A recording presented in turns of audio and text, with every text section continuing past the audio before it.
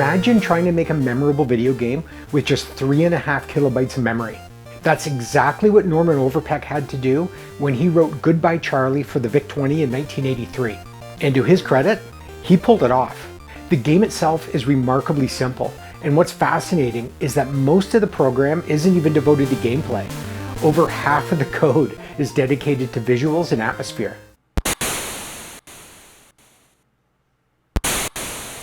The game loop, meanwhile, is incredibly compact, and it uses a really clever trick to save memory.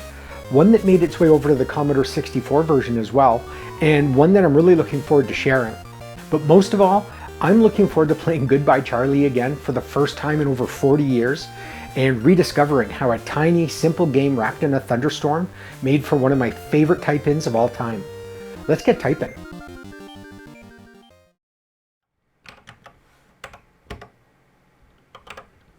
Goodbye Charlie is a game I've been looking forward to typing in for a while. I remember entering it as a kid on my VIC-20, and it was one of my favorite type-ins to play. In fact, I remember most of the games from this issue. Crazy Climber, which we covered in an earlier video, is another great one. And there's also a game called U-Boat that I remember fondly. I'll have to type that one in someday too. The game itself was written by Norman Overpeck and originally developed on the VIC-20. Whenever we see that, we know we're probably not looking at a game packed with features. The VIC only had 3.5 kilobytes of usable RAM, so if this is a faithful port, and it certainly looks like one, it almost has to be simple. And as we'll later see, the actual gameplay code is remarkably compact. And interestingly, our friend Charlie appears to be a bit of a world traveler. In 1984, the Italian version of Electronic Games republished it under the name Cimiterios. The code is nearly identical to the one in Compute, with just a few changes made for translation. Nice work, Charlie.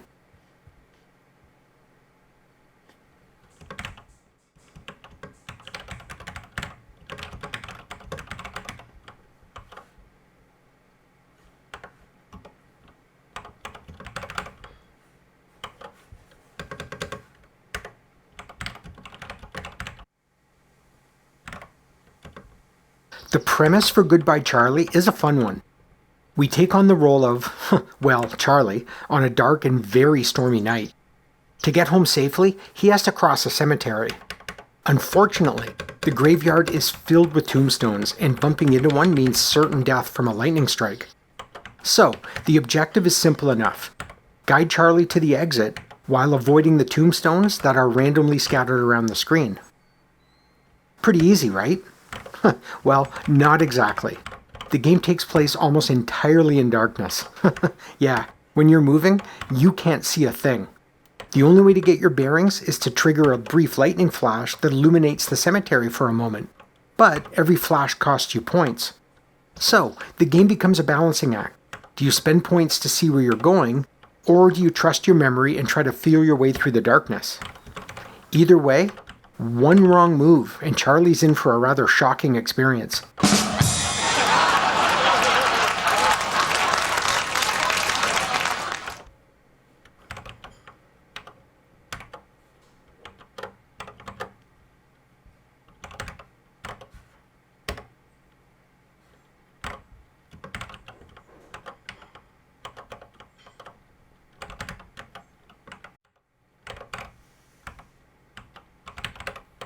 One of my very favorite things to do during these videos is dive into the magazines and see what was going on in the world of computers at the time. These old magazines are like little time machines. The feature article in this issue is all about remote connectivity and networking, which was a really hot topic in 1983. War games had come out just a few months earlier, and suddenly everyone was worried about kids hacking into computer systems to change their grades, get free airline tickets, and, maybe even start World War III. The article itself is mostly about how to connect your computer to other networks, and there are 3 full pages listing the various modems you could buy. And man, were they expensive. A 1200 baud smart modem sold for $609, which works out to almost $2,000 today. Even the cheapest options were about $100. But the most important part of the article isn't the hardware. It's what the authors thought people would actually do once they got online. For the most part, they nailed it, but in a very 80s kind of way. They talk about online shopping and banking, of course, but then things get a little more fun. How about setting up an electronic mailbox so people can leave you messages? Or using CompuServe's CB radio-like area just to chat with other users? The CB radio comparison is so charmingly of its time. The article also talks about message boards. The author saw them as places where like-minded people could discuss topics ranging from ham radio to cinema, and maybe even find a date. Seriously, online dating in 1983. No pictures, no social media feeds, just lines of text about long walks on the beach and loving animals, all scrolling by at 300 baud. Of course, given the demographics of home computing at the time, I suspect the dating pool may have been a little lopsided. But points for optimism. But my favorite part of the article, by far, is a section about downloading software over the radio. And amazingly, there was actually a Seattle station called KMPS that experimented with exactly that. Can you imagine? Coming up next, Casey Kasem's Top 40 Countdown. But first, turn on those modems. We're going to transmit a program that helps you balance your checkbook. I can't imagine that was great for ratings, and not surprisingly, the idea never really caught on. Still, it's a fascinating concept, and about as 1980s as it gets.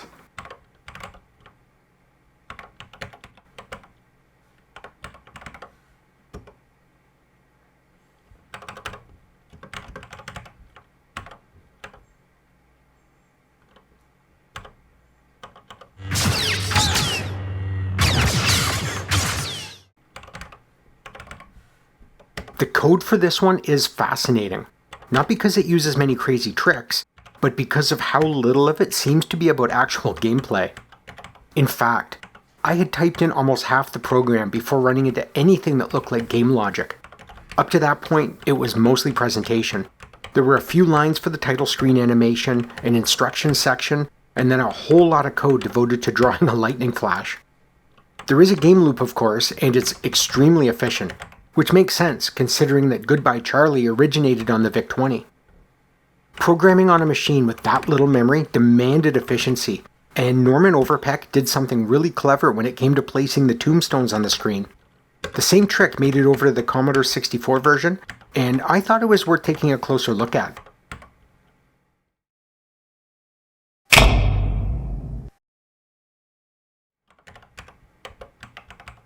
As mentioned earlier, Goodbye Charlie has a simple premise. We start with Charlie at the bottom of the screen and need to guide him towards the exit while avoiding tombstones. The number of tombstones depends on the skill level chosen, and they are placed randomly.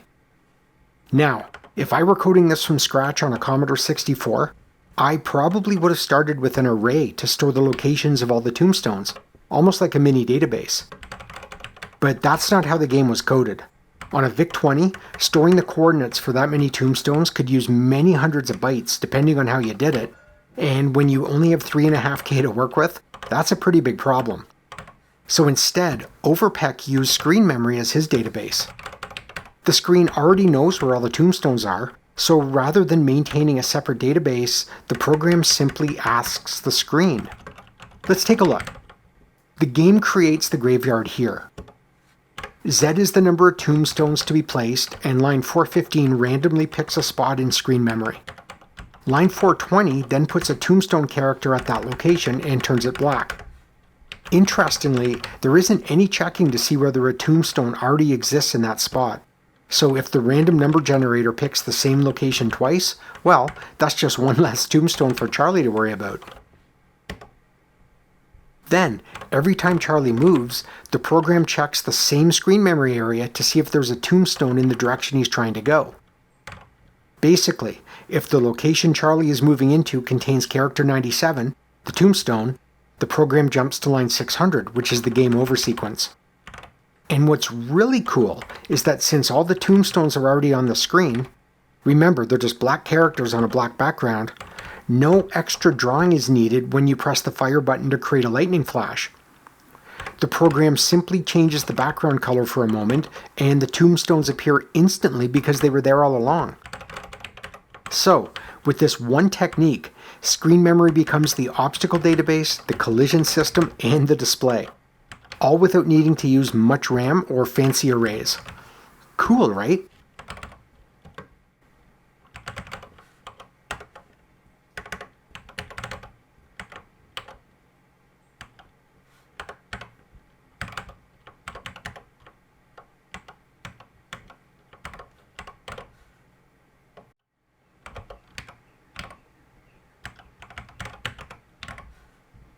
After the 2.5-hour marathon that I needed to type in the Obsidian Spire, my last type-in video, it's been refreshing to have a really short one this time.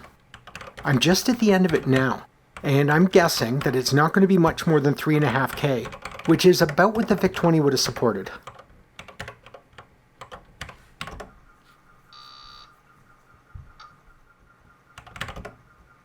And yeah, look at that. 13 blocks, or just under 3.5K. And typing it only took half an hour or so. Still, quite a bit slower than if it were transmitted by a 300 baud modem, but I'll take it. Yeah. And there was no proofreader for this one, so I'm expecting a couple typos. Let's see how it runs. And nice, what a great intro. The animation with the plus signs going around the screen, that's a cool little trick. I've actually added that code to the basic bits channel on our Discord, which contains short little snippets that you can copy into your own programs. If you're interested, check it out. I've left a link in the description. Alright, back to the game. The description and instructions all look good. Those colors look great on the black background. Okay, and let's try level 1. Uh-oh, I was starting to hope that I typed it in without errors. Oh, that's a really easy one. Wrong bracket character. And we'll just save that.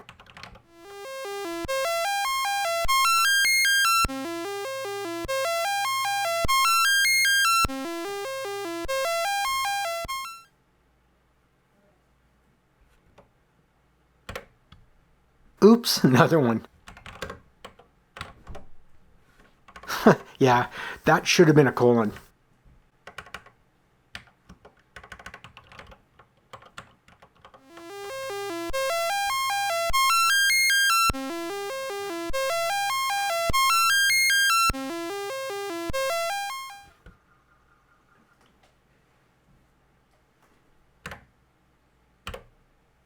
Oh man, I love those lightning flashes.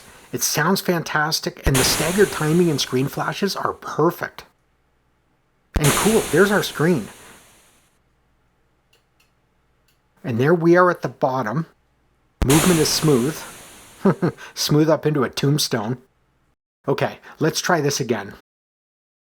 Level 1.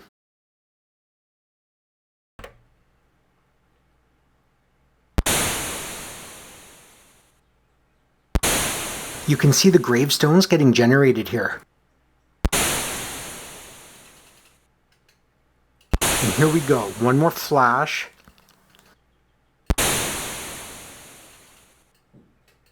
Hey, I did it. Charlie is safe and we got 260 points.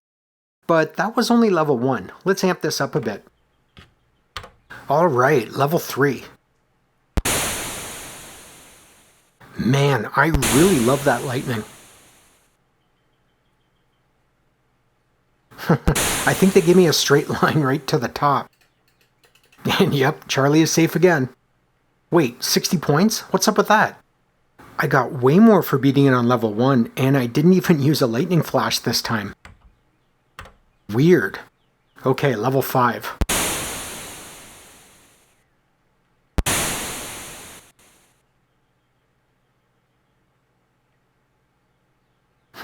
That is one cluttered board. I'm questioning the designer of this graveyard.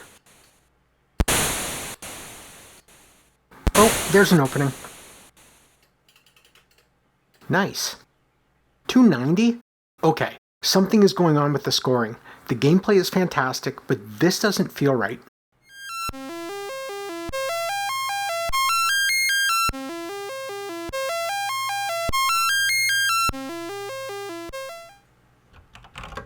And sure enough, Compute published a correction to the program a couple of months after the issue came out, and it's affixed to the scoring section. You know, I thought this was weird when I typed it in. I didn't know what S or CS were, and I knew this was about scoring. I should have listened to my gut. But either way, That should be the final fix. Let's get Charlie home one last time.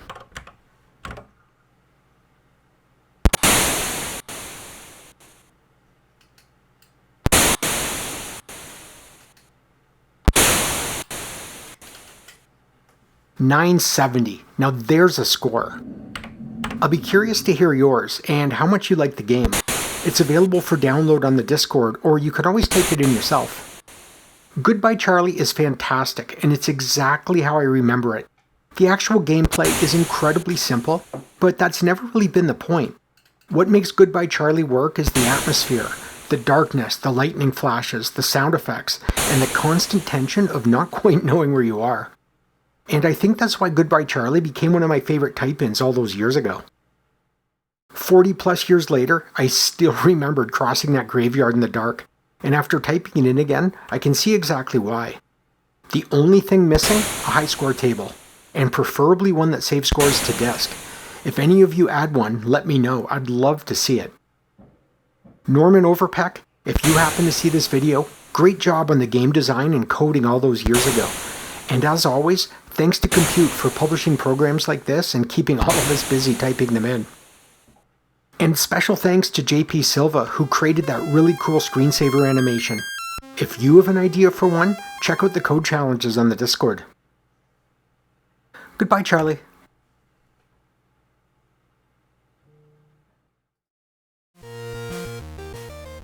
Thanks for watching, and I hope you enjoyed the video. If you did, please consider leaving a like or subscribing. And if you have any memories of Goodbye Charlie, Compute Magazine, or typing in your own programs, I'd love to hear them. Drop them in the comments. Hope to see you again.